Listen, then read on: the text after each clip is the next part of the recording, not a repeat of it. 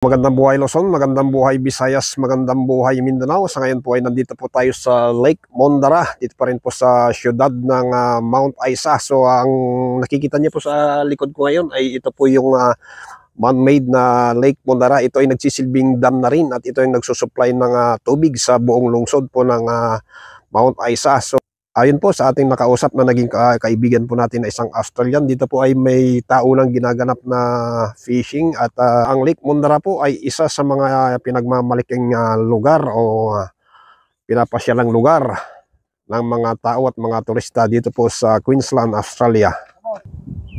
Ang lugar na ito, Lake Mondara, ay may taunang dinadaos na fishing. Ito yung kompetisyon ng palakihan po ng mahuhuling isda. Ayan po, may lumalangay po doon sa gawi doon at palagay ko ay nagpa-practice po sila. Dahil dito po sa bansang Australia ay dito po nauso yung larong Ironman. So marahil ay sila ay nagpa-practice o nag-iinsayo. Ayan mga kaprobi, bababa po tayo rito sa gilid po ng lawa o lake para mas lalo po natin makita at mapagmasdan. Pasok na po tayo rito sa may pinaka breakwater. Yung napakahaba po nitong breakwater.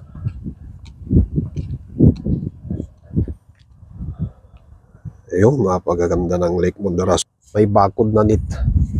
So yung mga magpipishing po ay hanggang dyan lamang sa may bakod na net, sa mga yellow ball na yan, ay hindi na po sila pwedeng lumagpas. So ayun po, yung dalawang taong lumalangoy, napakalayo na po nila. So matitinding resistensya ng mga swimmer na ito, palagay ko, itong mga professional athlete ng swimming. So yan, makikita po natin mga kaprobi ang man-made lake na nagsisilbing dam na rin. So kakaibang klaseng dam po ito. So dito naman po sa kabila ng breakwater ay yan, medyo maraming puno po. Mamaya po ay pupunta rin po tayo sa Peacock Park. So tapusin niyo po ang video ito mga kaprobi para po mas marami pa po kayong makikitang magagandang lugar. Yan, napakabilis po ng motorboat.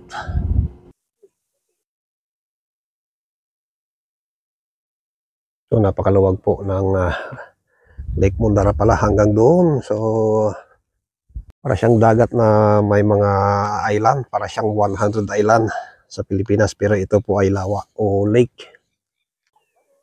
So may mga kasama din po tayo rito na namamasyal din at kababayan po nating mga Pilipino. So ayan guys, kahit sa ang panig ng mundo may Pilipino.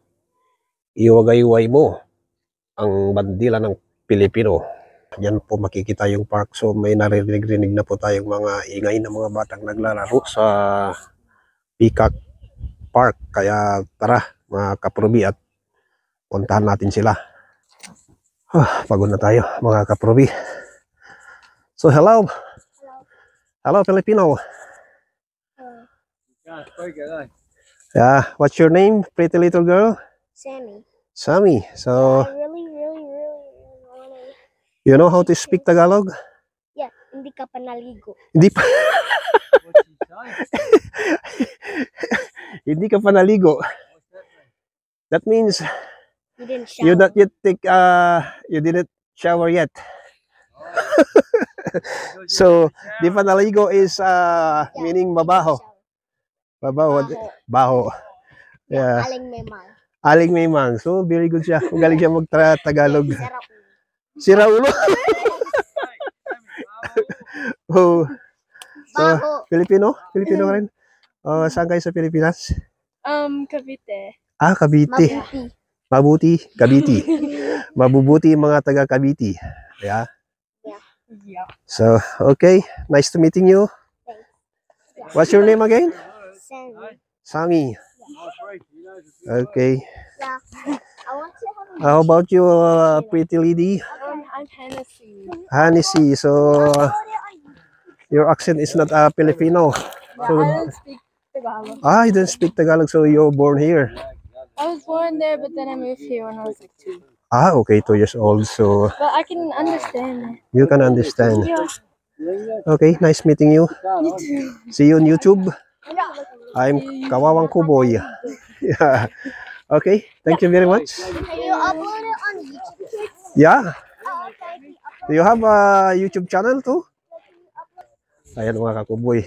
May mga namit na tayong mga Pilipino. Sammy. Okay guys. Bye-bye. See you on YouTube, ba? See ya. Okay. He's gonna send that over from the I'm going Philippines. Yeah. so happy that I'm going. Thanks. So I'm happy I'm going to get a YouTube channel right now. And maybe tonight. Because I'm going to edit it. Tomorrow. Yeah, Thank you, sir. tomorrow. Umaga.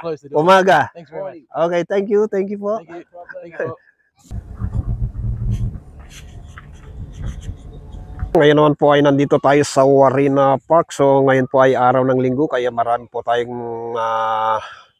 nakasabay na namamasyal po dito sa lugar. Dito po makikita yung mga peacock na naglalakad-lakad lang dito sa area. So ayan mga kakuboy, mga kaprobi, samahan niyo po akong maglibot-libot. Ito po ay bahagi pa rin ng Lake Mondara. Ayan po mga kakaprobi, dito po natin makikita yung mga naggagandahang peacock. Napakalamig at napakaluwag po ng area. Dito po sa Australia mga kaprobi ay kahit saang lugar, hindi po nawawala ang children's playground. Kahit po nasa gitna po ng kabundukan ay mayroon pa ring children's playground at may palikuran o CR. Open din po ang maglaro ng mga ball games dito sa lugar. Hello.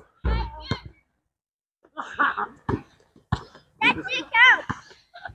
It counted. They said it counted. So ayan guys, mga kaprobi, napakaamo niya. Nandito na siya mismo sa tabi ko, iniikot-ikutan lang ako.